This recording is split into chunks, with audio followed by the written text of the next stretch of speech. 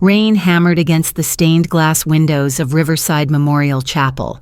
The sound drowned out half the pastor's words, but I didn't mind. I couldn't focus on anything except the mahogany casket that held my James. My grandson Tommy pressed against my black dress, his small fingers twisted in the fabric. 8 years old and already learning that daddies didn't always come home. The chapel filled with the rustle of wet coats and whispered condolences, but something felt wrong in that sacred space. Rebecca wasn't crying. My daughter-in-law sat in the front pew, her phone glowing against her palm. Her thumb scrolled through messages while the pastor spoke about James's generous heart. No tears streaked her carefully applied makeup. No trembling showed in her manicured hands. Finally getting the house appraised, she whispered to her sister Karen, leaning close like they were sharing shopping plans instead of sitting beside my son's body. My chest tightened. James died 3 days ago. 3 days, and she was already talking real estate. The pastor asked for final words from family. Rebecca rose and suddenly the tears appeared. Theatrical sobs that weren't there seconds before. She clutched a tissue that stayed perfectly dry while she spoke about devastating loss and uncertain futures. Her voice cracked on cue. Her shoulders shook with practiced grief. I watched this performance through narrowed eyes, memorizing every false note. After the service, the funeral director approached with a manila envelope. "Mr. Sullivan's personal effects," he said gently, handing me James's wallet, his wedding ring, and a small brass key I never saw before. Rebecca's hand shot out like a striking snake. "I'll take those. I'm his wife." My fingers closed around the mystery key. The metal felt warm, important. I think I'll hold on to this one. For just a second, Rebecca's mask slipped. Her eyes flashed with something cold and calculating, like a card player who just lost an important hand. Then the tears returned, louder than before, designed for the audience filing past the casket. But it wasn't Rebecca who chilled me most. It was the man standing in the back row. Tall, muscular, wearing designer sunglasses despite being indoors. He didn't approach our family, didn't sign the guest book, didn't offer condolences. He just watched Rebecca with the focused intensity of a predator studying its next meal. As mourners filed past my son's casket, I noticed Karen slipping business cards into their hands. Hamilton and Associates Real Estate. At my son's funeral, she was networking. The brass key burned against my palm. James never mentioned any locks it might open, never spoke of hidden safes or secret compartments. But the way Rebecca lunged for it, and the way that stranger studied her every move, told me everything I needed to know. My son had secrets. And I wasn't the only one who suspected what they might be worth. The brass key sat on my kitchen counter like an accusation. 3 weeks since James's funeral, and I still turned it over in my fingers every morning with my coffee, feeling its worn edges and wondering what lock it opened. My modest ranch house in Oak Park felt too quiet now. The neighbors had brought casseroles the first week, then life had moved on. But across town in River Forest, Rebecca's performance was continuing in James's 2-story colonial, where she and Tommy had settled back into their routine. I drove over every few days to check on my grandson. The house looked different each time I visited. That day, paint fumes hit me when Rebecca opened the front door. She was wearing black yoga pants and a designer athletic top, her blonde hair pulled back in a messy bun that probably had taken 20 minutes to perfect. Behind her, James's study was glowing bright white, where once deep blue walls had held his medical school diploma and family photos. "Margaret," she said, stepping back to let me in.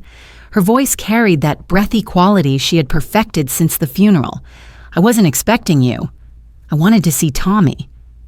I peered past her toward the kitchen where my grandson usually did homework after school. "Is he here?" "Upstairs resting. He's had such a hard time adjusting." Rebecca's hand fluttered to her throat in what I recognized as her signature grief gesture. "The counselor says routine changes can be traumatic for children." The counselor. She mentioned him constantly now. I walked toward James's study, or what used to be James's study. The bookshelves stood empty, their oak surfaces gleaming with fresh polish. His medical textbooks were gone, his collection of vintage fountain pens missing. Even the small frame photo of him and Tommy fishing at the lake had vanished. Where are his things? Rebecca appeared beside me with a paint roller in one hand. Donated. It's part of the healing process. Dr. Rivera says holding on to material possessions can prevent emotional growth. Dr. Rivera, the grief counselor. Tommy might want something of his father's when he's older. Oh, I kept a few special items in storage. Rebecca waved the roller dismissively, speckling white paint across the hardwood floor. But the counselor thinks a fresh environment helps children move forward instead of dwelling in the past. I noticed Karen, Rebecca's sister, in the living room with a tape measure stretched between the windows. She was jotting numbers in a small notebook, her movements quick and businesslike. Redecorating already? Just measuring for new curtains. Rebecca's laugh sounded like wind chimes in a storm, artificial and slightly off-key. Karen's helping me make the space more optimistic. Fresh white roses sat in a crystal vase on the mantel where James's ashes should be. These weren't memorial flowers brought by grieving friends. These were staging flowers, the kind real estate agents used to make houses feel welcoming to strangers. Where's Tommy? I'd like to take him for ice cream. Rebecca's face shifted almost imperceptibly, the practiced softness hardening for just a moment before snapping back into place. Oh, he has an appointment this afternoon. Dr. Rivera thinks consistency in his therapy schedule is crucial right now. On Saturday? Trauma doesn't follow business hours, Margaret. She set down the paint roller and walked to the kitchen, her movements too fluid, too rehearsed. Can I get you some coffee? I just made a fresh pot. I followed her, noticing how she had rearranged James's kitchen. His favorite coffee mug, the one that said, "World's Best Dad," that Tommy had given him last Father's Day, was nowhere to be seen. Instead, sleek white cups lined the shelf like soldiers. Actually, I was hoping to look through James's papers. For tax purposes. Rebecca's hand paused on the coffee pot handle. The lawyer's handling everything. You don't need to worry about boring legal stuff. She poured coffee into one of the sterile white cups. Sugar? What lawyer? Harrison and Associates. They specialize in estate planning. She handed me the cup, her fingers briefly touching mine. Her skin felt cold despite the warm kitchen. James was so organized about these things, left detailed instructions. I took a sip of coffee and nearly choked. It was the expensive kind James never bought, dark and bitter with notes that tasted like they cost more per pound than my grocery budget. Rebecca noticed my expression. Dr. Rivera brought it. He says small luxuries can help with depression. Dr. Rivera again. This mysterious grief counselor who supplied expensive coffee and convinced widows to erase their husband's presence from their homes. I'd like to meet him. This Dr. Rivera. Rebecca's cup paused halfway to her lips. He's very exclusive, only takes referrals from other clients. She set the cup down without drinking. Besides, you have your own support system, your church, your book club. Upstairs, a door slammed. Heavy footsteps crossed the ceiling, too heavy for 8-year-old Tommy. Rebecca glanced up quickly, then back at me. That's just the contractors, working on the master bathroom. But contractors didn't work on Saturdays in residential neighborhoods, and those footsteps had the rhythm of someone who knew where they were going in a house that should belong to a grieving widow and her young son. I finished my coffee and stood. Well, I should let you get back to your painting.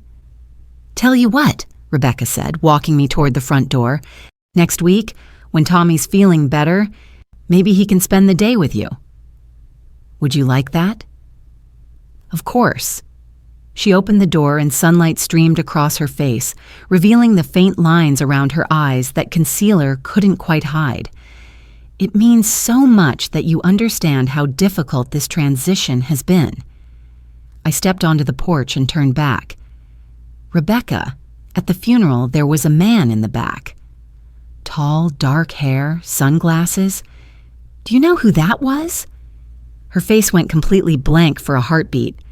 Then she shook her head. I don't remember much from that day. It's all such a blur. But her left hand gripped the door frame so tightly, her knuckles turned white. I drove home through tree-lined streets where other families were living their Saturday routines. Fathers washing cars, children playing in yards, mothers hanging laundry. Normal life continuing while mine felt suspended in questions I couldn't answer. That evening I sat in my kitchen with the brass key, turning it over under the lamplight. The metal was old, ornate, with First National etched in tiny script along one edge. I remembered James mentioning something about a backup plan during our last conversation, but I had been distracted by Tommy's upcoming birthday party, making lists of decorations and thinking about cake flavors instead of listening to my son's words. Now those words felt important, critical even. I called David Mitchell, James's friend from high school who had become a police detective there in Oak Park. We met the next morning at Rosie's Diner on Madison Street, sliding into a corner booth where the coffee was strong and the conversation private. David looked older than his 45 years, with gray threading through his dark hair and lines around his eyes that spoke of too many difficult cases. He listened while I told him about Rebecca's behavior, the mysterious Dr. Rivera, the erased study, the footsteps upstairs. Grief makes people paranoid, Mrs. Sullivan, he said, stirring sugar into his coffee with slow, thoughtful strokes. I've seen it before. Perfectly rational people start seeing conspiracies everywhere. But the timing is suspicious, he finished. I'll give you that. This grief counselor showing up right after the funeral, moving into the house so quickly. He paused, studying my face. Trust your instincts. If something feels wrong, it probably is. He reached across the table and patted my hand with rough, calloused fingers. But be careful. If Rebecca really is up to something, she won't appreciate you poking around. That night, I returned home to the blinking red light on my answering machine. 3 messages. The first 2 were from my book club and the church secretary, but the third made my blood freeze. James's voice filled my kitchen, urgent and strained. Mom, if anything happens to me, remember what I told you about the safety deposit box. Don't trust Rebecca, and whatever you do, don't let her new boyfriend... The message cut off with a sharp click, leaving only the mechanical voice of the machine announcing the timestamp. Friday, 3:47 p.m. The day before, James had died. The brass key weighed nothing in my palm, but it felt heavy as a stone as I walked up the marble steps of First National Bank downtown. James's voice echoed in my mind from that final voicemail, urgent, frightened, cut off mid-sentence about Rebecca's new boyfriend. I had spent 2 hours online researching First National banks in the Chicago area. 3 branches carried that name, but only the downtown location had been family-owned for 60 years, long enough to issue the vintage brass keys like the one burning in my pocket. The bank lobby smelled of old leather and polished wood, the kind of place where serious money had changed hands for generations. Crystal chandeliers hung from coffered ceilings, and the marble floor echoed with each step of my sensible shoes. I approached the customer service desk where a young woman with perfectly styled blonde hair looked up with practiced efficiency. I need to access a safety deposit box, I told her, placing the key on the polished counter. She examined it closely, turning it over in her manicured fingers. This is one of our vintage keys. Let me get Mr. Peterson for you. Minutes passed like hours before an elderly man emerged from a back office. His silver hair was combed precisely, and his 3-piece suit belonged to another era. He took one look at the key and nodded. Box 247, been rented for 8 years by James Sullivan. His pale blue eyes studied my face with the careful attention of someone who had seen every type of family drama unfold in these quiet halls. Are you listed as an authorized accessor? My heart sank. Of course I wasn't listed. James had kept this secret from everyone, including me. I'm his mother, Margaret Sullivan. He died 3 weeks ago. Mr. Peterson's expression softened with practiced sympathy. I'm sorry for your loss, Mrs. Sullivan. Let me check our records. He disappeared into his office while I stood in the marble lobby, watching businessmen in expensive suits conducting their quiet transactions. The grandfather clock in the corner was ticking away seconds that felt like eternities. Mrs. Sullivan? Mr. Peterson returned with a manila folder tucked under his arm. Actually, yes. Your son added you as an authorized accessor 2 months ago, said it was important his mother have access just in case. Just in case. James had known something was coming. Mr. Peterson led me through a security door into the vault area, where rows of brass boxes lined the walls like tiny crypts. He inserted his master key alongside mine, and box 247 slid out with the whisper of well-oiled metal. Take your time, he said, placing the narrow metal box on the table in the private viewing room. Ring the bell when you're finished. The door closed with a soft click, leaving me alone with whatever secrets my son had felt compelled to hide. The box was heavier than I had expected. My hands shook as I lifted the lid. The first thing I saw was money. More cash than I had ever held at one time, bound in neat stacks with rubber bands. Beneath the money, documents sorted into labeled manila folders with James's careful handwriting. Properties, vehicles, investments, insurance, Rebecca. I opened the properties folder first, a deed to a lake house in Wisconsin, complete with photos showing a sprawling log cabin surrounded by towering pines. The property sat on 15 acres with private lake access. Market value, $450,000. A second deed revealed a rental duplex in Lincoln Park, fully renovated with long-term tenants. Monthly income, $3,200. Property value, $420,000. The third document made me gasp aloud. James had owned the commercial building that housed Riverside Auto Repair, the shop where he had worked since college. Not just worked-owned. The business generated $180,000 in annual profit, all kept separate from his household accounts. More papers revealed a climate-controlled garage facility where 2 cars waited under protective covers, a 1967 Mustang Fastback in pristine condition, a 1969 Camaro SS that James apparently had restored himself. Combined value, $95,000. Stock certificates, bond holdings, certificates of deposit. Conservative estimate $2.3 million in assets that Rebecca knew nothing about. My son, who I had thought struggled to make ends meet as a mechanic, had built an empire in secret. I reached for the folder marked Rebecca with trembling fingers. A handwritten letter, dated 3 weeks before James's death, bore my name in his careful script. Mom, if you're reading this, something happened to me. Rebecca doesn't know about these assets. I kept them separate after I discovered her affair with Marcus Rivera 6 months ago. But Mom, Marcus isn't just her lover. I hired a private investigator who found out Marcus has done this before. He targets wealthy widows, but Rebecca found him first and they're working together. They've been planning this for months. The words swam before my eyes. Planning what? I have evidence of them researching my insurance policies, my business accounts, even discussing what would happen if I died suddenly. I was going to confront them after Tommy's birthday, but if you're reading this, I waited too long. Don't let them destroy our family. The investigator's full report is in this box. Use it. Protect Tommy. I love you. James quote.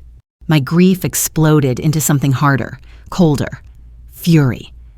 I dug deeper into the folder, finding a private investigator's report bound in blue covers. The title page read, Marcus Rivera, Background Investigation, with photos paper-clipped to the first page.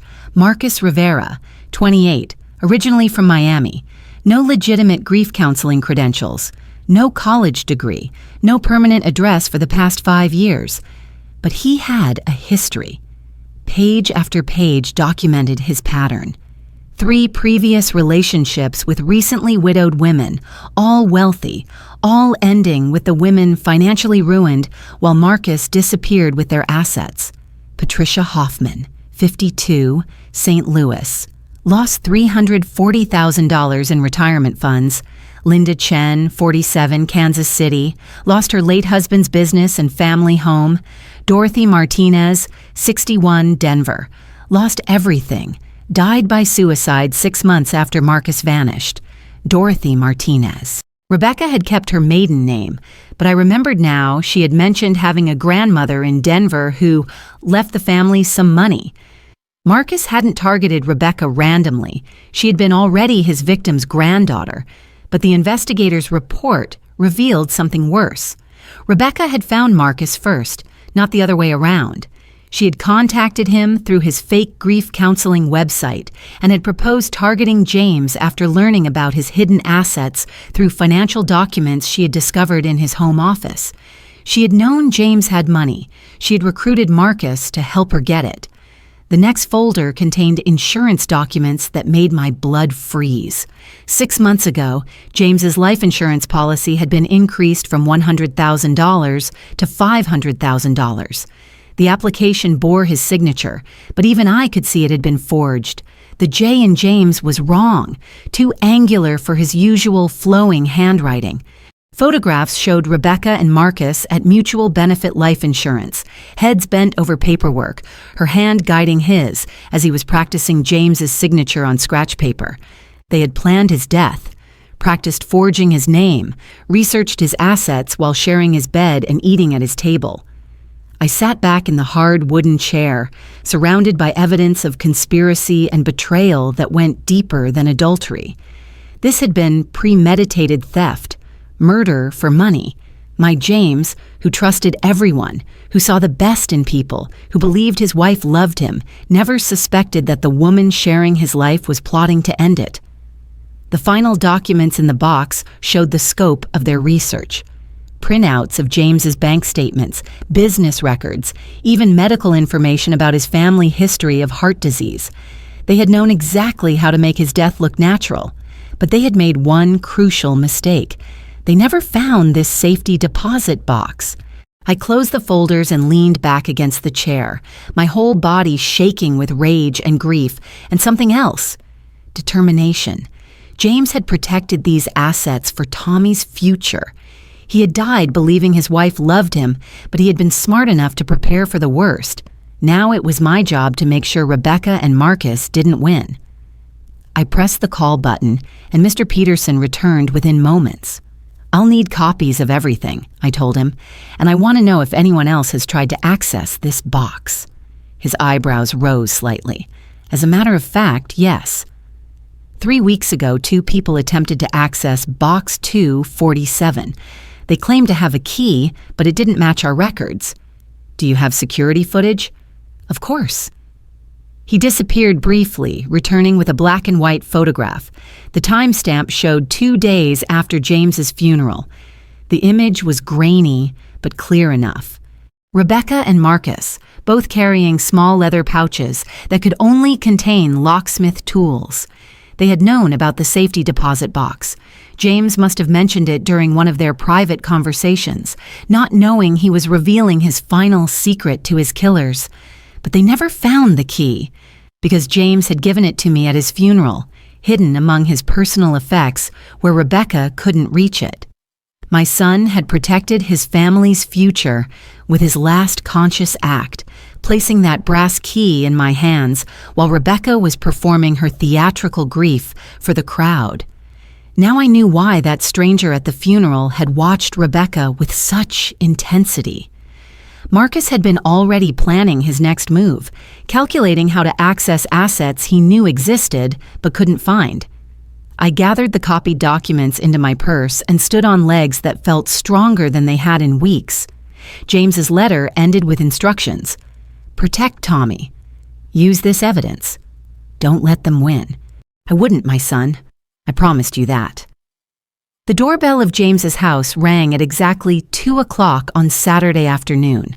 I stood on the familiar front porch, but that day I wasn't the grieving mother-in-law coming to check on family. That day, I was a hunter, wearing the perfect disguise. A silver-haired woman in a floral dress, clutching a modest purse that contained copies of every document from that safety deposit box. Rebecca opened the door with her practiced widow's smile, but I noticed her eyes dart past me to scan the street. I stepped inside, breathing the familiar scent of James's home, now overlaid with fresh paint and Rebecca's expensive perfume. "How's the house showing going?" "Oh, wonderfully. So many interested buyers." She gestured toward the living room where furniture had been strategically arranged to maximize space and minimize personality. "Would you like some coffee?" I followed her to the kitchen, noting how she had removed every trace of James's presence, except for one carefully placed photo on the counter. Tommy and his father at the zoo, positioned where buyers would see it and feel sympathy for the poor widow. "Actually," I said, accepting the coffee cup with steady hands, "I've been thinking about James's estate planning. I want to help however I can." Rebecca's fingers paused on the coffee pot handle, just for a heartbeat, but I caught it. "That's so thoughtful, but really, the lawyers are handling everything." James left very detailed instructions. I'm sure he did. But I was thinking, maybe we should meet with a financial advisor together to make sure Tommy's future is properly protected. Her smile tightened almost imperceptibly. What kind of financial advisor? Someone who specializes in estate maximization to make sure we're not missing any opportunities. I took a sip of coffee, maintaining innocent eye contact. After all, James worked so hard to provide for his family. The front door opened with a jingle of keys, and Marcus Rivera entered like he owned the place. That day, he had traded his grief counselor persona for real estate assistant khaki pants, crisp white shirt, leather portfolio tucked under one muscular arm. "Hey, babe, the photographer's here for the listing photos." He stopped when he saw me, his confident expression flickering briefly before settling back into place. "Oh, hi, Mrs. Margaret, right? Rebecca's mentioned you." I stood and extended my hand, forcing him to shake it. His grip was firm, practiced, the handshake of a man who had learned to project trustworthiness, but his palm was slightly damp. "Marcus Rivera, I've been helping Rebecca through this difficult transition. How kind of you." I released his hand and turned back to Rebecca, a grief counselor and real estate helper, so versatile. Marcus's jaw tightened almost invisibly. Well, in situations like this, people need support in many areas. The photographer, a young woman with expensive equipment, appeared in the doorway. "Ready for the exterior shots?" "Absolutely," Rebecca said quickly. "Margaret, would you mind if we—" "Of course. I should get going anyway." I set down my coffee cup and gathered my purse. "But let's definitely talk about that financial planning meeting soon." "Sure," Rebecca said, already moving toward the door. "I'll call you." I drove around the block and parked behind a landscaping truck where I had a clear view of the house. 20 minutes later, cars began arriving for the open house. I waited until a steady stream of potential buyers was flowing through the front door, then returned on foot.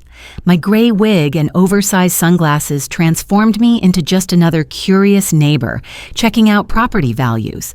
I signed the guest book as Mary Johnson and accepted a listing sheet from Karen, Rebecca's sister, who didn't recognize me behind my disguise. Inside, I listened as Rebecca and Marcus worked their carefully choreographed performance.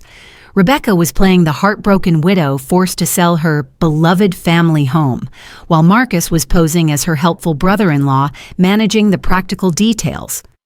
"The property offers exceptional development potential," Marcus told a young couple examining the backyard.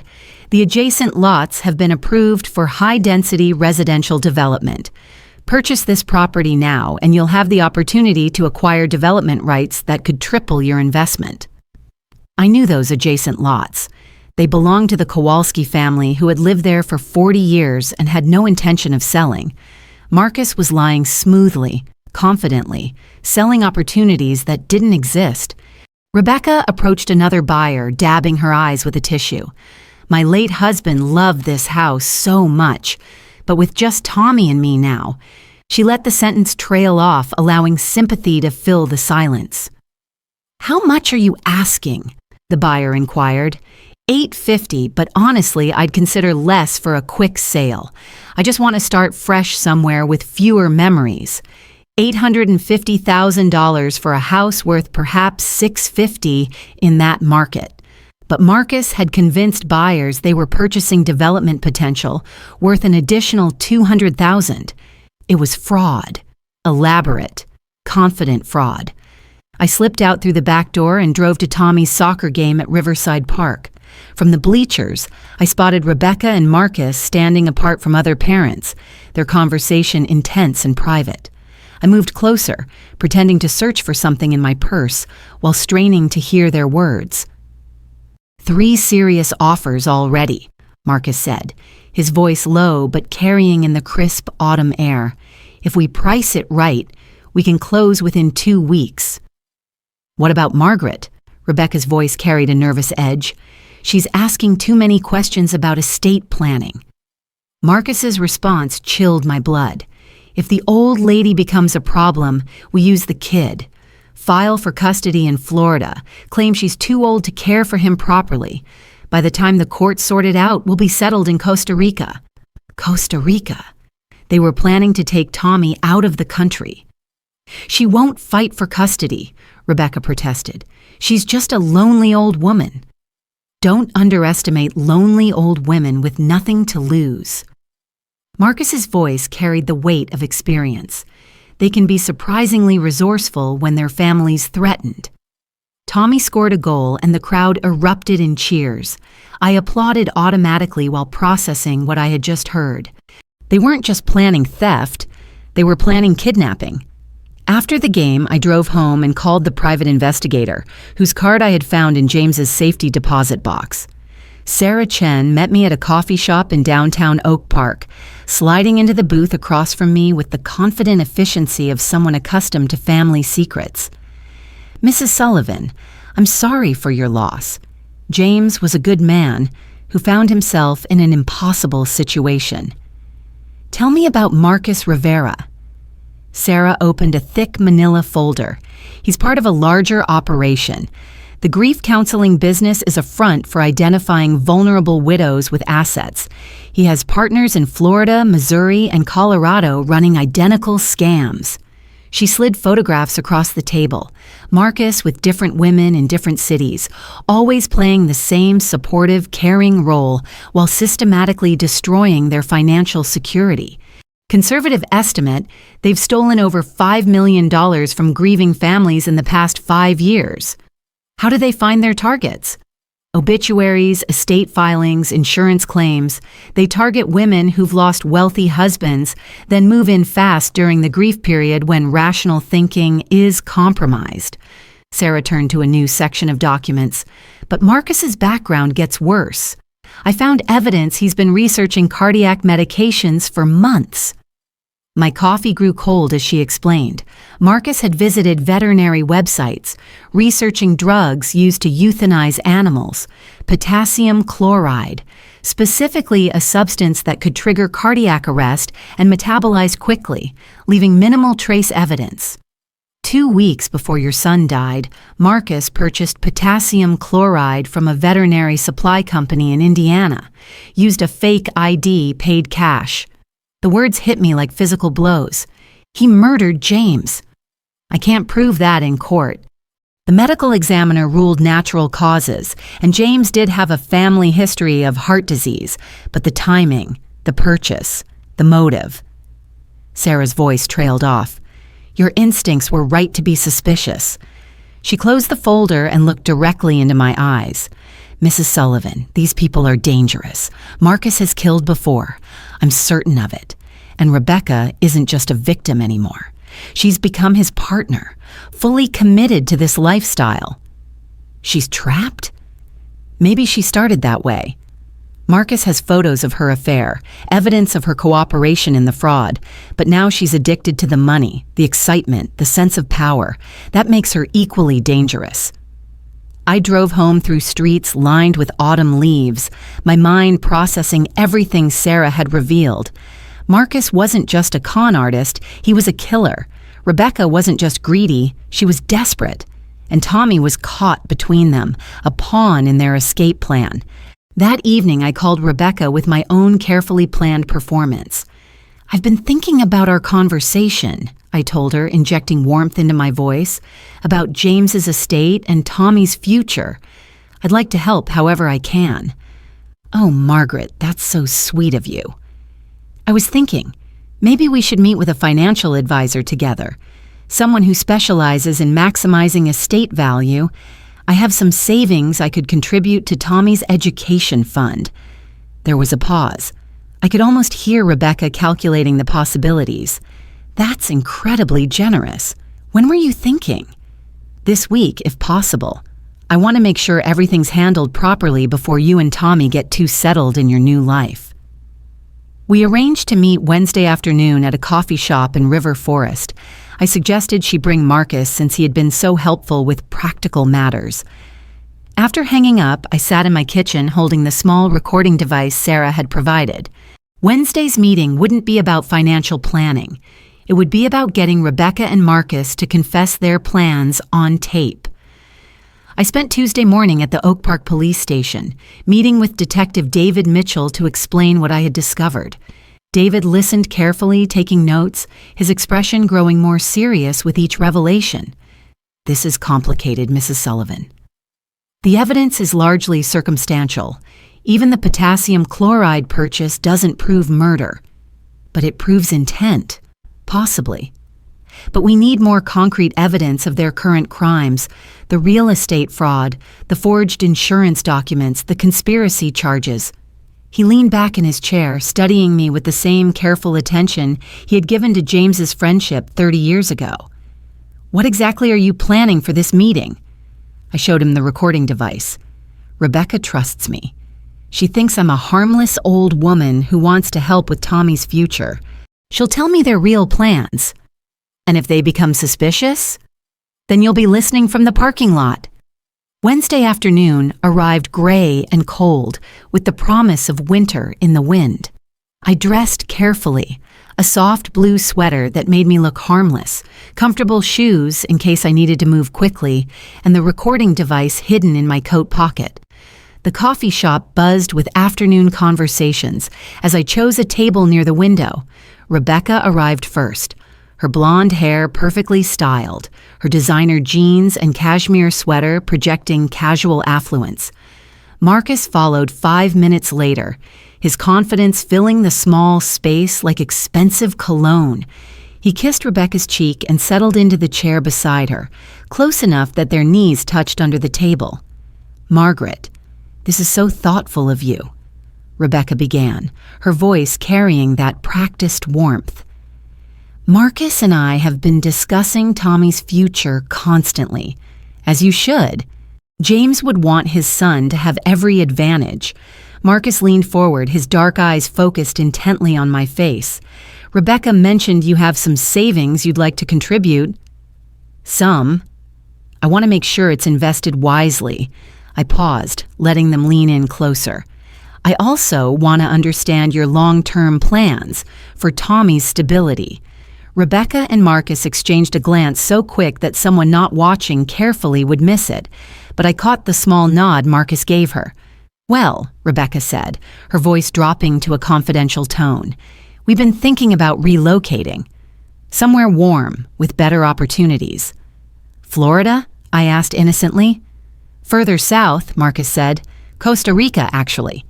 The education system is excellent, the cost of living is reasonable, and Tommy could grow up bilingual. How exciting! When are you thinking of making this move?" Rebecca's eyes lit up with genuine enthusiasm now, the mask slipping as she described their fantasy future. "As soon as the house sells. Marcus has connections there, people who can help us get established. And Tommy's okay with leaving his friends, his school." Children are resilient, Marcus said, his tone carrying the authority of his fake psychology credentials. Besides, a fresh start will help him process his grief more effectively. What about custody arrangements? Will I still be able to see him? The question hung in the air like smoke. Rebecca's smile became strained. Of course, Margaret. We'd want you to visit. Maybe you could even consider relocating yourself. There are wonderful retirement communities. Actually, Marcus interrupted, his voice hardening slightly, international custody can be complicated. It might be better for Tommy if there's a clean break from the past. Too many reminders can interfere with healthy emotional development. There it was, the admission I needed. I leaned back in my chair, studying both their faces. A clean break, so I wouldn't see my grandson again. Not never, Rebecca said quickly. Just not regularly. It would be better for everyone. The recording device in my pocket captured every word as they elaborated on their plans. The permanent move to Costa Rica, the legal custody transfer they intended to file claiming I was too old to care for Tommy properly. Their confidence that distance and foreign legal systems would make pursuit impossible.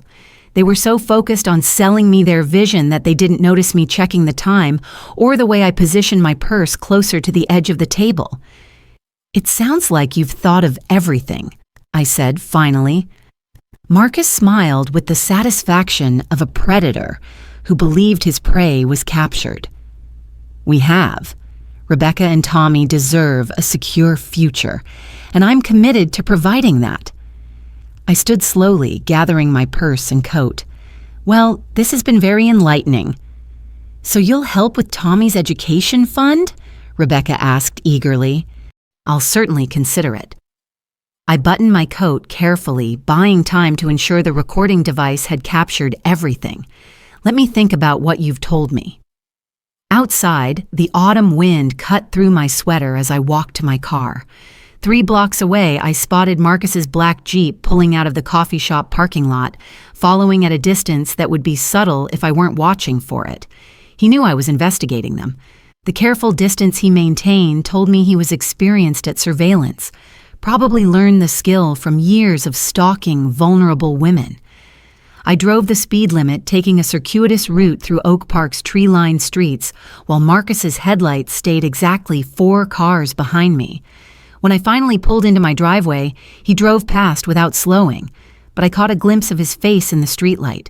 Cold, calculating, dangerous. Inside my house, I locked the door and checked every window before playing back the recording.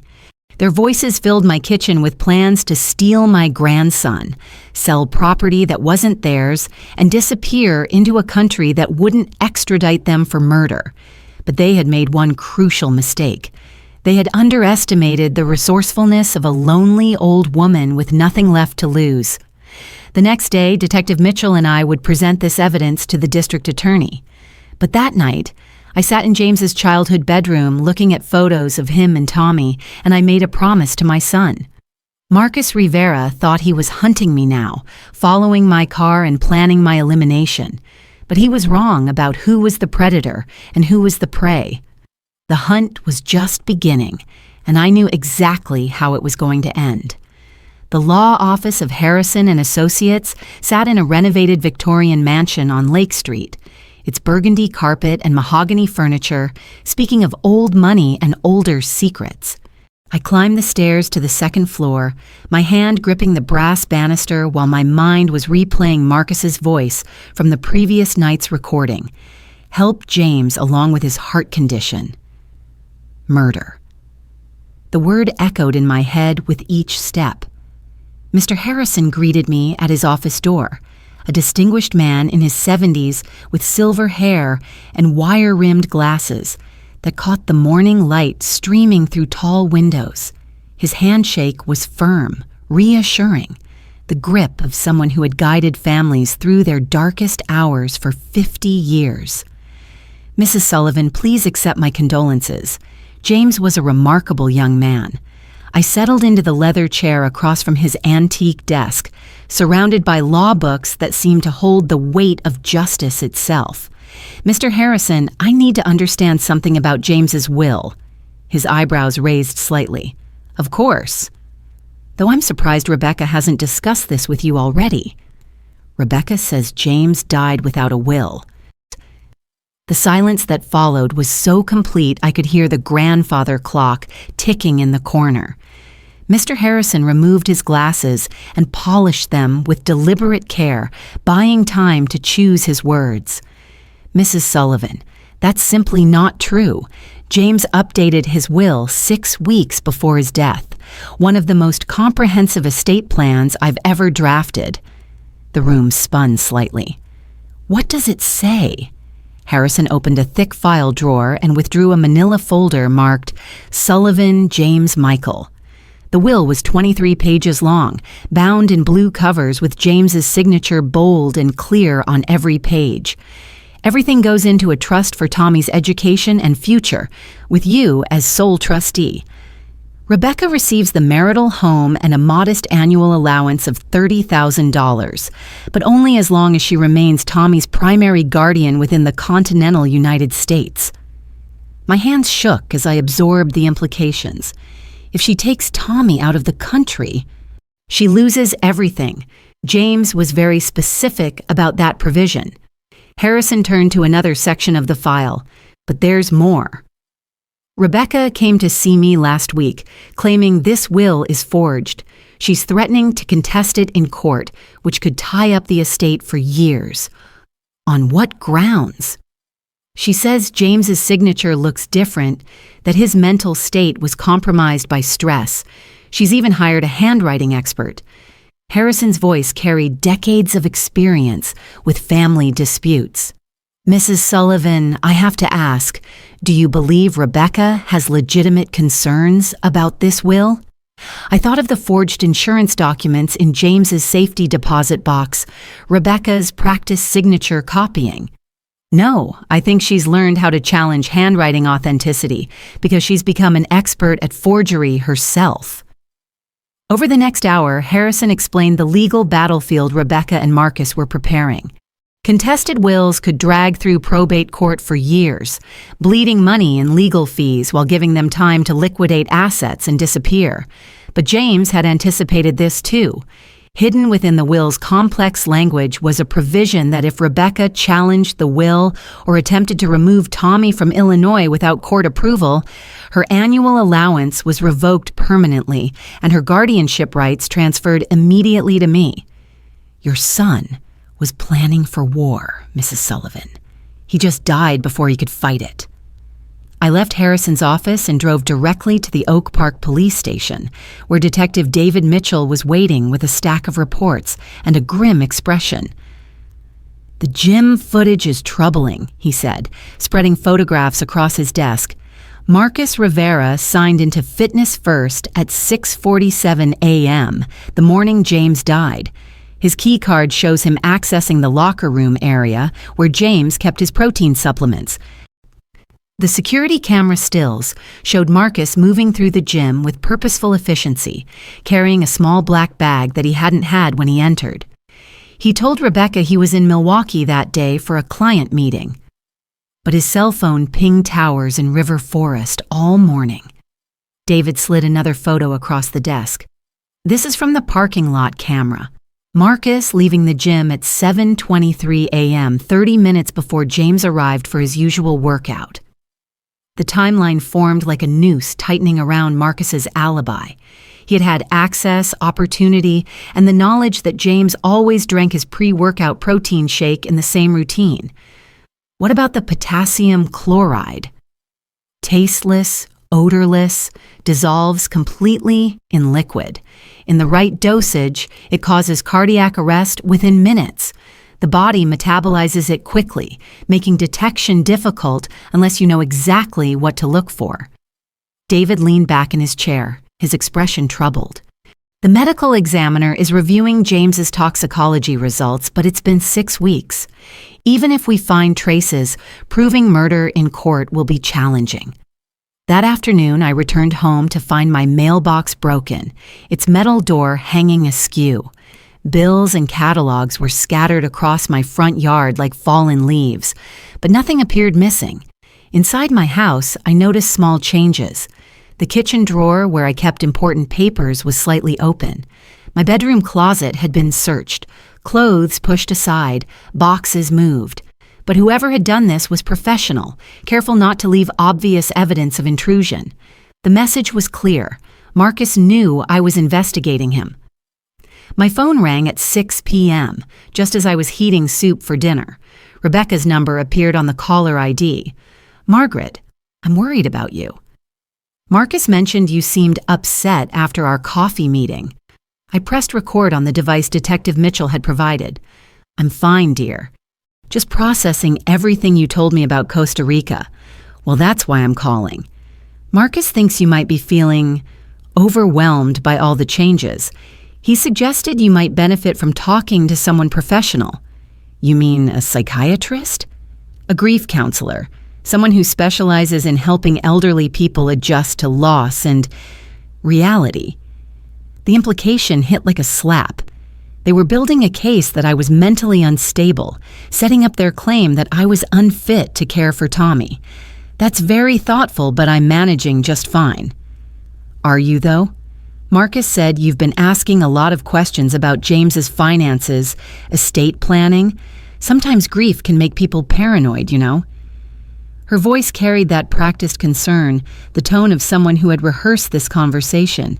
But underneath, I heard something else. Desperation. That night, I changed my locks.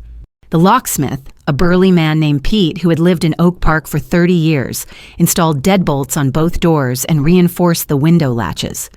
"Having trouble, Mrs. Sullivan?" he asked, noting the broken mailbox. "Just being cautious." The next morning, I found my new locks picked, the front door standing slightly ajar. Nothing was stolen, but the message was clear. Marcus could get to me whenever he wanted. I called Sarah Chen, the private investigator, and met her at a restaurant in nearby Elmhurst. Over lunch, she spread financial documents across our table like evidence in a murder trial. "They've stolen $180,000 from James's business accounts in the past month," she reported, her voice low and urgent. "Forged checks, electronic transfers, even ATM withdrawals using a clone debit card." The scope of their theft took my breath away. While I had been grieving my son, they had been systematically looting his life's work. They've opened joint accounts at 3 different banks, Chase, Wells Fargo, and First Chicago. Money flows in from James's accounts and flows right back out to accounts in Florida and the Cayman Islands. Sarah slid another document across the table. But here's the urgent part. Rebecca applied for an emergency passport for Tommy 3 days ago, claiming they need to visit her sick grandmother in Mexico. Rebecca's grandparents are all dead. I know James told me their family history. Exactly. It's cover for their escape plan. And Mrs. Sullivan. Sarah's voice dropped even lower. Based on their spending patterns and liquidation timeline, I estimate they'll be ready to run within 2 weeks. 2 weeks to save my grandson from kidnappers and murderers. That evening, I made a decision that would have terrified the grieving mother I had been 6 weeks ago. I called Rebecca and arranged the trap that would either save Tommy or get me killed. "I've been thinking about our conversation," I told her, injecting defeat into my voice, "about James's estate and all the legal complications." "Oh? I want to sign over my rights to everything. I'm too old for this kind of stress." The pause on the other end lasted long enough for me to hear Rebecca covering the phone and whispering urgently to someone. Marcus, obviously. That's very generous, Margaret. Are you sure? I just want what's best for Tommy. And I want to avoid any legal battles that might hurt him. We arranged to meet Friday afternoon at the Oak Park Country Club, a public place with witnesses and security cameras. I chose the main dining room where conversations carried and privacy was limited. "Should Marcus join us?" Rebecca asked, her voice carefully casual. "If he thinks it would be helpful. After all, he's been so supportive during this difficult time. Friday arrived gray and cold, with the promise of winter in the wind that was rattling the country club's tall windows. I arrived early and chose a table in the center of the dining room, where the wire Detective Mitchell had helped me attach would pick up conversations from multiple directions. Rebecca entered first, her designer outfit and confident stride projecting success and control. She was followed by Marcus, who scanned the room like a bodyguard before settling into the chair beside her. "Margaret, you look wonderful," Rebecca said, leaning across the table to squeeze my hand. Her fingers were cold, her grip brief and calculating. "Thank you, dear. I've been thinking a lot about what you said, about fresh starts and new beginnings." Marcus signaled the waiter for coffee, his movements smooth and assured. "Change can be healing, Mrs. Sullivan. Sometimes holding on to the past prevents us from moving forward." Over the next hour, I led them through a careful conversation, letting them believe they were convincing me to surrender without a fight. They described their vision for Tommy's future private schools in Costa Rica, language immersion, opportunities he could never have in Illinois. "The legal system here is so complicated," Rebecca sighed. "So much paperwork, so many delays. James would want Tommy to have stability, not years of court battles." Marcus nodded gravely. "Contested wills can tie up estates for years. Better to reach a family agreement that serves everyone's interests." "You're both so wise," I said, letting helplessness creep into my voice. "I just want to do right by James's memory." That was when Marcus made his crucial mistake. Pride, arrogance, or maybe just the thrill of confessing to someone he thought was defeated, whatever the reason, he began to brag.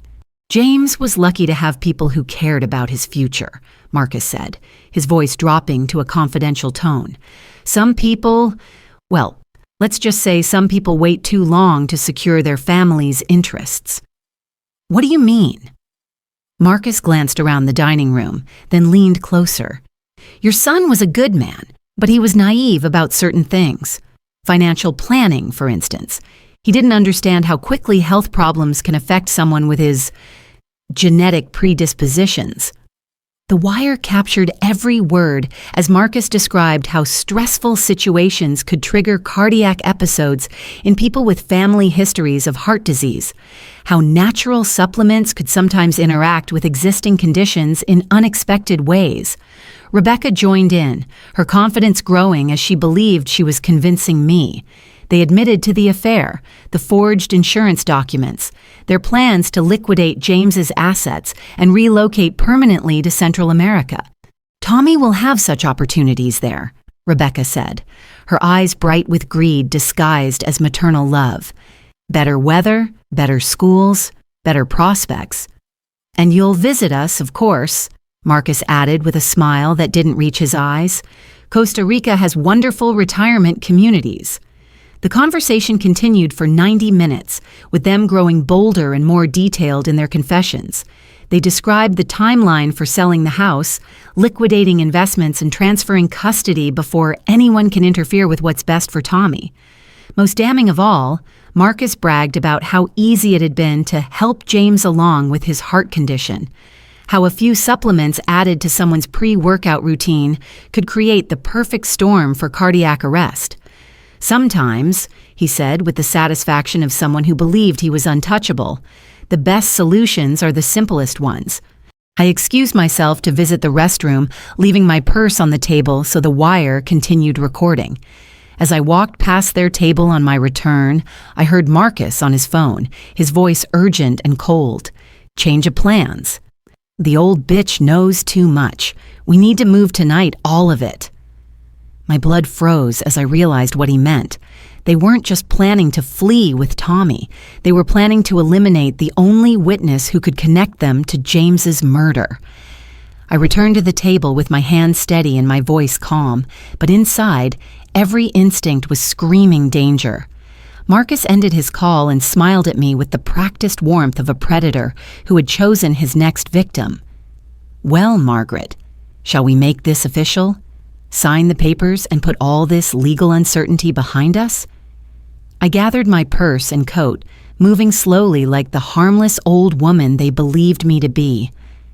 "Let me think about everything you've told me." It's a big decision." "Of course," Rebecca said quickly. "Take all the time you need." But Marcus's eyes followed me to the door with the cold calculation of someone who had already decided I had had all the time I was going to get. The crystal chandelier above our table trembled as Detective David Mitchell and 3 uniformed officers approached through the country club's dining room. Their footsteps echoed against marble floors, and conversations at nearby tables faded to whispers as diners sensed something momentous unfolding. Marcus saw them first. His coffee cup froze halfway to his lips, his dark eyes tracking the officer's movement with the alert calculation of a predator, sensing danger. Rebecca continued chattering about Tommy's educational opportunities in Costa Rica, oblivious to the trap closing around her. "Rebecca Martinez Sullivan and Marcus Rivera," Detective Mitchell announced, his voice carrying the weight of formal authority. "You're under arrest for conspiracy, fraud, and murder." The dining room fell silent except for the soft clink of silverware as other patrons stopped eating to watch. Rebecca's face drained of color, her carefully applied makeup suddenly stark against pale skin. "There's been some mistake," she stammered, her hands fluttering to her throat in that practiced gesture of distress. "We were just having lunch with Margaret." This is over," I interrupted, my voice steady as granite. "I recorded everything." Marcus's transformation was instantaneous and terrifying. The charming grief counselor vanished, replaced by something feral and desperate. His hand shot to his jacket pocket, emerging with a folding knife that glinted under the chandelier light. "Nobody moves," he snarled, grabbing my wrist and yanking me against his chest. The knife blade pressed cold against my throat, its edge sharp enough to draw blood with the slightest pressure. The dining room erupted in screams. Chairs scraped against marble as other diners scrambled for exits. Detective Mitchell drew his weapon, but Marcus shielded himself behind my body, using me as human armor. "Put the knife down, Rivera," David commanded, his gun steady but useless with me in the line of fire. Marcus's laugh carried no trace of the smooth professional who sold grief counseling to vulnerable widows. This was pure sociopath, a killer whose mask had finally slipped completely. "You have no idea who you're dealing with," he growled, backing toward the emergency exit with me stumbling alongside him.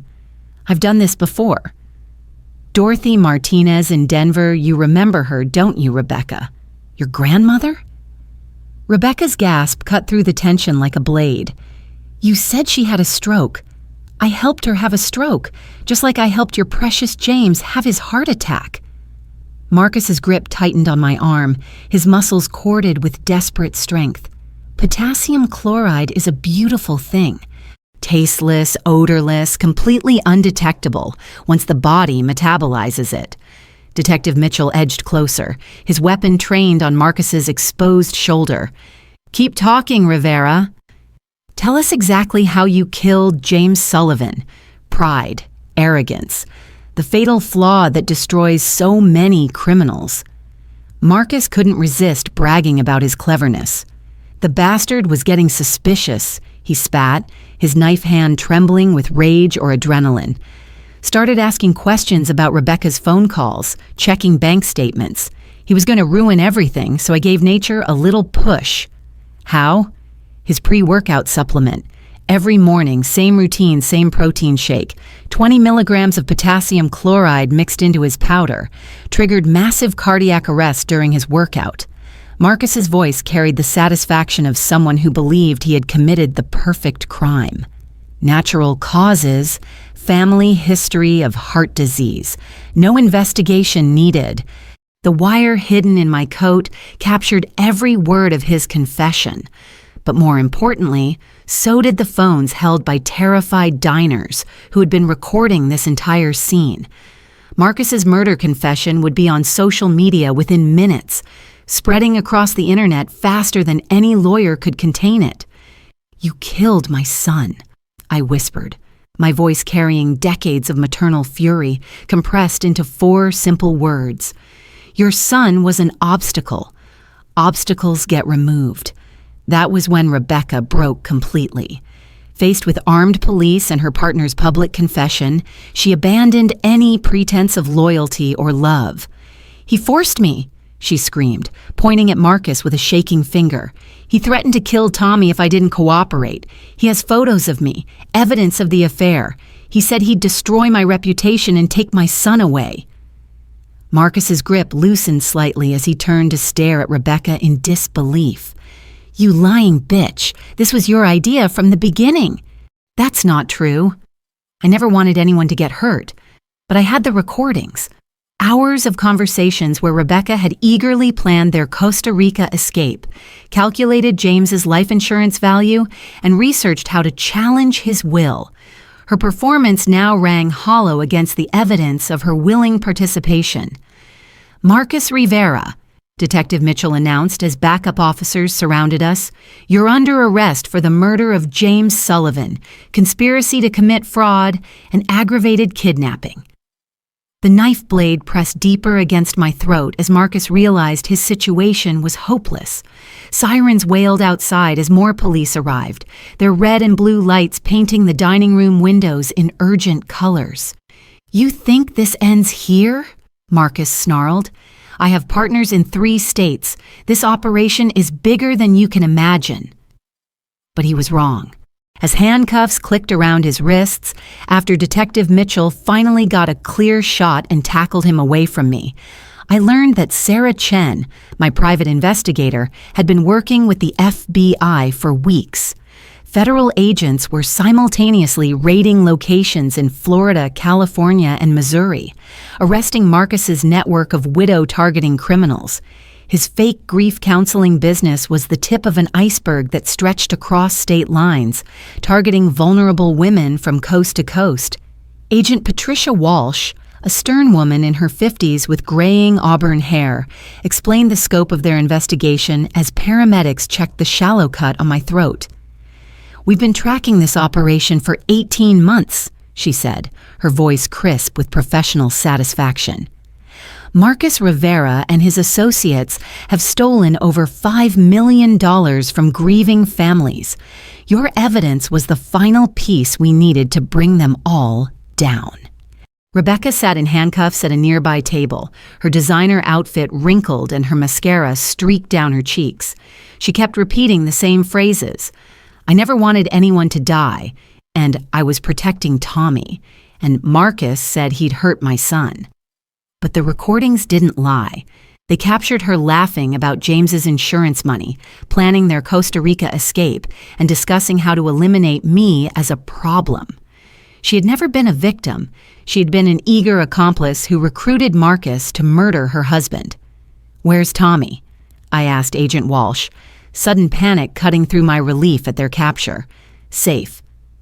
We intercepted Rebecca's sister, Karen, at the Illinois-Missouri border. She was driving your grandson to a storage facility where Marcus's accomplice was waiting to take them to Mexico. My knees nearly buckled with relief. Tommy was safe. The nightmare was over. 2 hours later, I sat in the police station's family room while Tommy slept on my lap. His small body finally relaxed after hours of confusion and fear. He didn't understand everything that had happened, but he knew the bad people who had wanted to take him away couldn't hurt him anymore. Forensic accountants worked through the night, tracing the digital trails Rebecca and Marcus had left in their rush to liquidate James's assets. Their sophisticated money laundering scheme unraveled like cheap yarn under professional scrutiny. They moved money through 17 different accounts, Detective Mitchell explained, showing me printouts of bank transfers and wire transactions. But they were in a hurry after they realized you were investigating. Rushed operations leave tracks. By morning, investigators had recovered not only the $180,000 stolen from James's business, but also money Marcus had taken from his previous victims. Patricia Hoffman in St. Louis would get her retirement fund back. Linda Chen in Kansas City could reclaim her late husband's business. Even Dorothy Martinez's estate. Rebecca's grandmother would be compensated for the money Marcus had stolen before he murdered her. But the most satisfying moment came when Rebecca made one final attempt at manipulation. As officers prepared to transport her to county jail, she looked at me with tear-filled eyes and played her last card. "Margaret, please. Think of Tommy. Show mercy for family. Don't let them destroy his mother."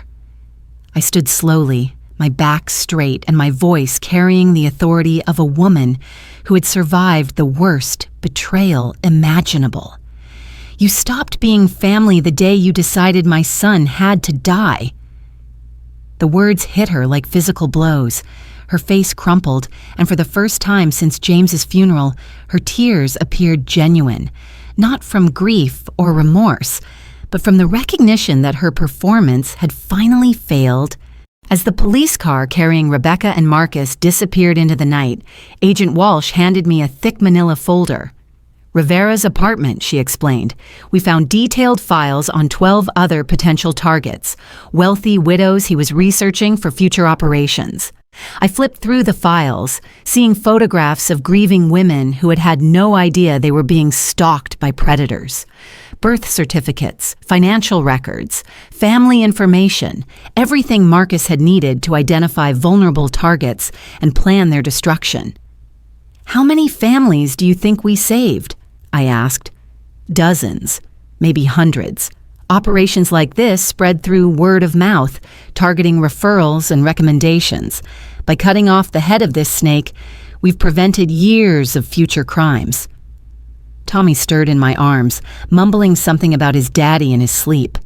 I smoothed his hair and whispered that everything would be okay now, that the bad people were gone forever. But as I carried my grandson to the car that would take us home to start our new life together, I noticed something troubling in the folder Agent Walsh had given me. The 12th file. The last target Marcus had been researching before I stopped him contained a photo of a woman I recognized. Mrs. Helen Kowalski, my next-door neighbor, whose husband had died of cancer 6 months ago. Marcus had already gathered her financial information, photographed her house, and noted her daily routines.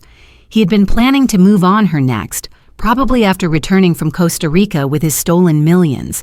My elderly neighbor, who baked cookies for Tommy and tended her garden with arthritic hands, had been marked for destruction by a killer who saw her grief as opportunity. The files slipped from my trembling fingers as I realized how close we had come to losing not just Tommy, but an entire community of vulnerable people to these predators.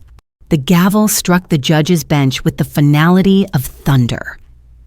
6 months after that confrontation at the country club, I sat in the front row of courtroom 402 in the Cook County Criminal Courts building, watching Rebecca Martinez Sullivan face the consequences of murdering my son. The courtroom smelled of old wood and nervous sweat, its high ceilings and tall windows designed to remind everyone that justice towered above human weakness. Rebecca sat at the defendant's table in an orange jumpsuit, her once perfect blonde hair now showing dark roots, and her designer confidence replaced by the hollow stare of someone who finally understood the weight of her choices. Her attorney, a sharp-faced woman named Patricia Morse, stood before the jury with practiced passion. "Ladies and gentlemen, my client is a victim of psychological manipulation and domestic abuse.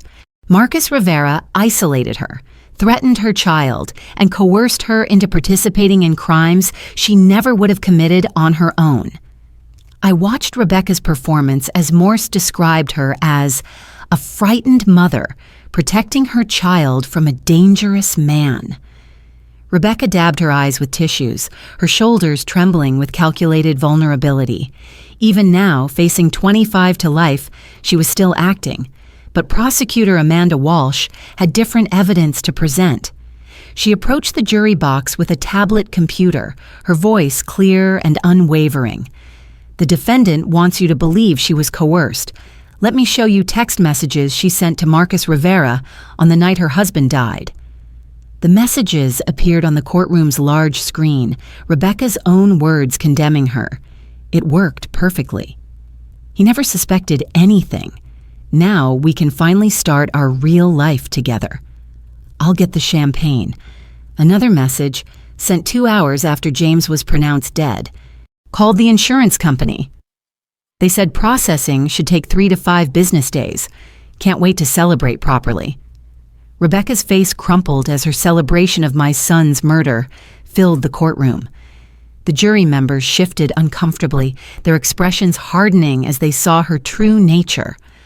Walsh continued methodically, presenting evidence of Rebecca's active participation, screenshots of her internet searches for untraceable poisons and cardiac arrest symptoms, photos of her meeting with Marcus at the veterinary supply store where they purchased potassium chloride, bank records showing her accessing James's accounts while he lay dying in the hospital.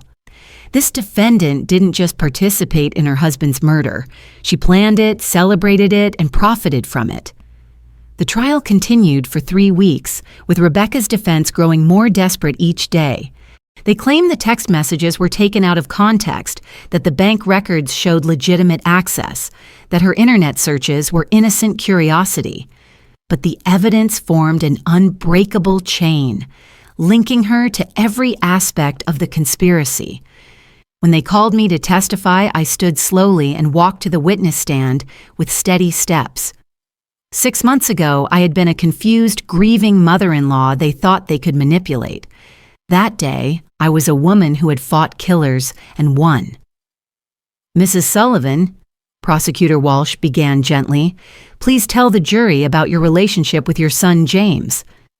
For the next hour, I spoke about James, his kindness, his dedication to his family, his dreams for Tommy's future. I described how he worked extra shifts to save money for Tommy's college fund, how he called me every Sunday to check on my health, how he worried about being a good father despite never having had one himself. James was the kind of man who held doors for strangers and changed flat tires for elderly neighbors, I told the jury. He trusted everyone because he couldn't imagine anyone being cruel enough to murder someone who loved them. Rebecca's attorney tried to shake my testimony during cross-examination, suggesting my grief had clouded my judgment and that I was seeking someone to blame for James's natural death. But I had prepared for this. "Counselor, I have recordings of your client planning to take my grandson to Costa Rica permanently. I have evidence of her stealing money from my son's business, and I have her own words celebrating his death. My judgment is perfectly clear. The defense strategy crumbled under the weight of evidence, but it was the testimony of Marcus's previous victims that sealed Rebecca's fate." Patricia Hoffman took the stand first, a dignified woman in her 70s whose husband had died of cancer 3 years ago. She described how Marcus approached her through a grief support group, offering specialized counseling for wealthy widows. "He was so charming, so understanding," she said, her voice breaking slightly. "He knew exactly what to say to make me feel less alone." Within 6 months, my retirement fund was gone. $340,000 my husband worked 40 years to save. Linda Chen followed, her testimony even more devastating. Marcus targeted her after her husband's obituary mentioned his successful construction business. She lost not only money, but the company her late husband built from nothing. He convinced me to sign power of attorney papers, claiming it would help with estate planning. By the time I realized what was happening, he'd sold the business for a fraction of its value and disappeared with the proceeds. The most heartbreaking testimony came from Dorothy Martinez's daughter, Rebecca's own cousin, Maria. She described finding her mother's body after Dorothy lost everything to Marcus's scheme. "My mother left a note saying she couldn't live with the shame of being so foolish. Marcus Rivera didn't just steal her money, he stole her will to live." Maria's eyes found Rebecca across the courtroom. "My mother talked about her granddaughter Rebecca all the time. She was so proud when Rebecca married a good man like James. She never knew her own granddaughter had sent the man who killed her." Rebecca finally broke, sobbing into her hands as the full scope of her betrayal became clear. She hadn't just targeted James, she'd weaponized her own family connections to identify vulnerable victims. Marcus's trial proceeded differently. He fired his first attorney after 2 days, claiming the man was incompetent. The second attorney quit when Marcus insisted on presenting a defense based on claiming James died of natural causes, despite his recorded confession. The third attorney withdrew when Marcus threatened him in open court. Judge Patricia Rodriguez, a stern woman with silver hair and no patience for courtroom theatrics, finally allowed Marcus to represent himself against the advice of everyone involved. "Mr. Rivera," she warned, "acting as your own attorney is strongly discouraged in a capital murder case." "Your Honor, I'm being persecuted for having a relationship with a married woman. James Sullivan died of a heart attack brought on by his own poor health and family history. The audacity took my breath away. Even facing life in prison, Marcus maintained his innocence with the arrogance of someone who believed he was smarter than everyone else in the room. His self-representation became a disaster of epic proportions. He argued with witnesses, objected to his own questions, and attempted to cross-examine police officers about constitutional violations he clearly didn't understand. When Prosecutor Walsh played his recorded confession from the country club, Marcus claimed the recording was fabricated. When she presented video evidence of him purchasing potassium chloride, he insisted he was buying it for legitimate veterinary purposes. "What veterinary purposes?" Walsh asked during cross-examination. "I don't have to explain my business activities to you," Marcus snapped, his professional mask completely gone. The jury deliberated for less than 2 hours in Rebecca's case, returning with guilty verdicts on all counts: conspiracy to commit murder, fraud, grand theft, and child endangerment. Judge Rodriguez's sentencing was swift and merciless. "Ms. Martinez Sullivan, you betrayed every sacred trust as a wife, as a mother, and as a human being. You participated in murdering your husband for money and planned to orphan your child for greed. I sentence you to 25 years in the Illinois Department of Corrections without possibility of parole for 15 years.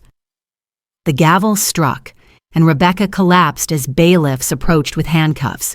She lost all parental rights to Tommy, ensuring she could never again use him as a pawn in her schemes. Marcus's jury deliberated even faster 90 minutes for all charges, including first-degree murder. Judge Rodriguez sentenced him to life without parole for James's murder, plus additional concurrent sentences for his other victims. But his punishment extended beyond the legal system. As court officers prepared to lead him away in shackles, Agent Walsh approached me with news that provided its own form of justice. "Marcus's family held a press conference yesterday," she explained. "His mother, Elena Rivera, is a devout Catholic who raised 5 children as a single mother in Miami. She disowned him publicly." The press conference footage showed a tiny woman in her 70s standing before microphones with tears streaming down her weathered face. "My son Marcus is dead to us," she announced in accented English. "The man in that courtroom is not the child I raised. We pray for his victims and ask God's forgiveness for bringing such evil into the world."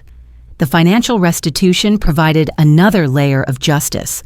Forensic accountants had traced every stolen dollar through the complex web of accounts Marcus and Rebecca used to launder their crimes.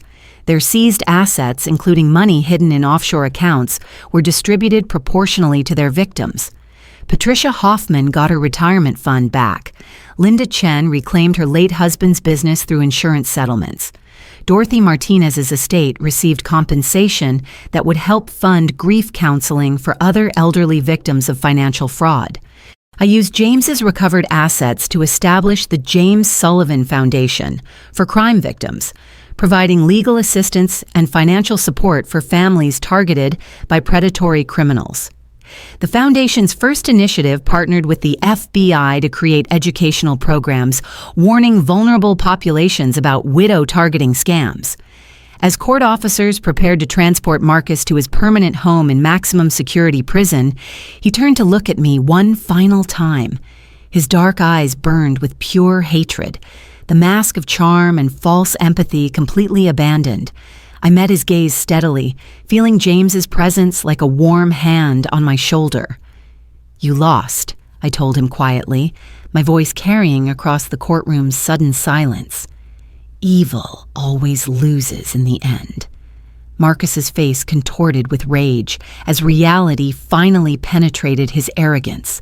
He had spent his adult life believing he was smarter than his victims, more cunning than law enforcement, too clever to ever face consequences. Now he would spend the rest of his life in a concrete cell, remembered only as a cautionary tale about the price of evil. The trials ended, but the healing continued. Tommy, now 10 years old and flourishing in therapy, lived with me in James's lake house in Wisconsin. He had learned to fish with his father's old rod, helped me tend the garden James planted, and spoke proudly of his daddy to his new friends at school. Sometimes, on quiet evenings when we sat on the dock, watching sunset paint the water gold, Tommy asked difficult questions about his mother and the events that changed our lives. "Grandma Maggie," he said one autumn evening, his legs dangling in the cool water. "Do you think Daddy knew how much I loved him before he died?" I reached into my purse and withdrew the letter James wrote to me, the one I found in his safety deposit box. The paper was worn from careful handling, but his words remained clear and strong. "Tommy," I read aloud, my voice steady despite the tears blurring my vision, "tell my son that his daddy's love will protect him forever, even from heaven. He's the best thing I ever did in this world, and I'll be watching over him until we meet again." Tommy leaned against my shoulder, his small body warm with the trust of a child who knew he was safe and loved. In the distance, a loon called across the darkening water, its voice carrying the wild peace of a world where justice had been served and families could heal. The brass key that started this journey now hung on a chain around my neck, a reminder that truth had power no amount of deception could overcome, and that a mother's love could move mountains when her family was threatened. But as Tommy fell asleep in my arms under a canopy of stars, I noticed something that made my breath catch. In the mailbox by our driveway, a letter addressed to Mrs. Margaret Sullivan bore the return address of the Illinois Department of Corrections. Rebecca's first letter from prison had arrived that day, and I could only imagine what new manipulation she was planning from behind bars. Flour dusted the kitchen counter like winter snow as Tommy and I rolled out sugar cookie dough on that December afternoon. 3 years had passed since the trials, and at 11, my grandson had James's gentle brown eyes and that stubborn Sullivan chin that meant he had inherited more than just his father's looks. "Grandma Maggie, can we make the star-shaped ones like Daddy used to?" Tommy asked, pressing the metal cutter into the dough with careful precision. "Of course, sweetheart. Your father loved those Christmas stars. The lake house kitchen smelled of vanilla and cinnamon, warm and alive with the sounds of our quiet life together. Through the window, snow was falling across the frozen lake where Tommy had learned to fish with James's old rod, where he had found peace away from the darkness that Rebecca and Marcus had brought into our world. James's auto repair shop thrived under my oversight now, employing 6 mechanics who remembered my son's kindness and work ethic. The rental duplex provided steady income for Tommy's education trust, ensuring he would have choices James never had. In the garage, 2 vintage cars waited under protective covers, a Mustang and Camaro that James had restored with his own hands, saving their stories for the day. Tommy was old enough to appreciate his father's passion for bringing broken things back to life. I had changed too, transformed from the naive, grieving mother I had been into something harder and more purposeful. The Illinois Crime Victims Compensation Board knew my voice at their monthly meetings. Other families navigating betrayals like ours called me for guidance, and the James Sullivan Foundation had recovered over $2 million for fraud victims across the country. Rebecca served her sentence in maximum security now, her Instagram dreams replaced by prison uniforms and mandatory therapy sessions she attended with sullen silence. Her appeals had failed one by one. Her family had severed all contact after learning the truth about what she had done to James. She existed in a gray world of concrete and steel, all her golden fantasies turned to ash in a 6x8 cell. Marcus faced his own justice in solitary confinement, where violent criminals who preyed on children and elderly people found no welcome among other inmates. His fake grief counseling scheme had exposed dozens of similar operations, leading to federal legislation that now protected vulnerable widows from financial predators who hunted in the shadows of loss. But the real victory sat beside me at that kitchen table, carefully decorating cookies with green icing. Tommy had grown into a confident, compassionate boy who spoke proudly of his father to anyone who would listen. James's photographs filled our home fishing trips, birthday parties, quiet moments between father and son. Tommy knew his daddy as a man who worked with his hands, loved without conditions, and protected what mattered most. "Grandma, why can't Mommy be here for Christmas?" Tommy asked suddenly, his question carrying the matter-of-fact curiosity of childhood. I set down my rolling pin and chose my words carefully. "She made very bad choices that hurt people, Tommy. That's why she can't be with us now." He nodded solemnly, accepting this truth as he had learned to accept many difficult things. On the mantel behind us, one photograph held the place of honor, not evidence from trials or newspaper clippings about justice served, but a simple snapshot of James and baby Tommy at this same lake, both laughing as a fish splashed away from James's line. It sat between Tommy's honor roll certificates and my Guardian Angel Award from the Crime Victims Alliance. The brass key hung on my keychain now, catching afternoon light through the kitchen window. Such a small thing to have unlocked such enormous secrets. But it reminded me daily that truth had power no amount of deception could overcome. Evening settled over the lake as we finished our cookies, and I helped Tommy with his homework at the same kitchen table where James had studied during childhood summers spent here with his grandparents. The circle completed itself, and I smiled, knowing that some promises transcended death itself. James's final secret hadn't been what he hid from Rebecca in that safety deposit box. It had been his faith that I would protect our family when the moment came. I had kept that promise, and now Tommy would have the chance to become the man his father dreamed he could be. Outside, snow continued falling across the lake where loons would call again come spring. And inside, a grandmother and grandson were planning tomorrow's adventures, while a father's love was watching over them both from heaven. Justice served, evil defeated, love victorious.